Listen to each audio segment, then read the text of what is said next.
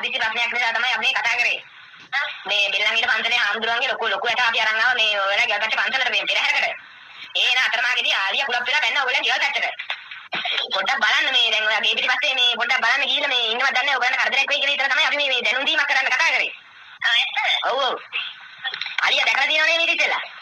ආලියා දැකලා නැහැ. දැකලා නැද්ද? කකුල් හතරක් තියෙනවා හොඬලක් වගේ එකක් තියෙනවා. ඒක කළුවේ ලොකුම ලොකුයි.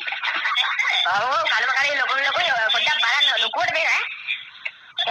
මොකද හෙක් ගන්න කරවක් එක්ක වගේ. හෙක් ගන්නම් දෙන්න අඬන්න වෙන්නේ ඌව විදලා පහර දුන්නොත් එහෙම. මොකද? කික් ගාලා ආයි ගන්න මේක මගුලන්නේ කොහේ මොකක් හරි කියන්න ගත්තා කික් ගාලා හරියන්නේ නැහැ. මේක සීරියස් ප්‍රශ්නයක් ඒක මේ කියන්නේ. ඉතින් අලියා ඔයා කියනවා. අලියා වෙන්නේ වැඩ නැහැ. ඉන්නවනම් අපිට කෝල් එකක් දීලා කියන්න මේ අලියා ඉන්නවා මෙතන ඉන්නවා අතන ඉන්නවා කියලා පොඩ්ඩක් හොයලා ගමේ මිනිස්සුන්ගෙන් අහලා.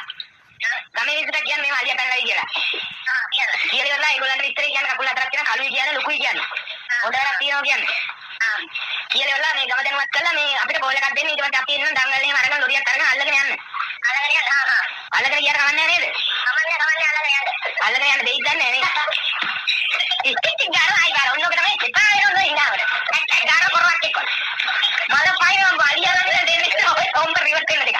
අලියා කවුද හරින්න ගන්නවා දැන් ඕක හිනාන වෙන්නේ කොහොමද ඉතින් එක් ගාන. මේ කවුද කියලා. ඔන්න ඉතින් ආයි ගාන කවුද කියලා පාන්දලේ ලොකු ආන්දුරන්ගේ ළඟම ඥාතියෙක් කතා කරන්නේ. හෙලෝ. එයි බෙල්ලන්ගේ පාන්දලේ ලොකු ආන්දුර අඳුරනවාද?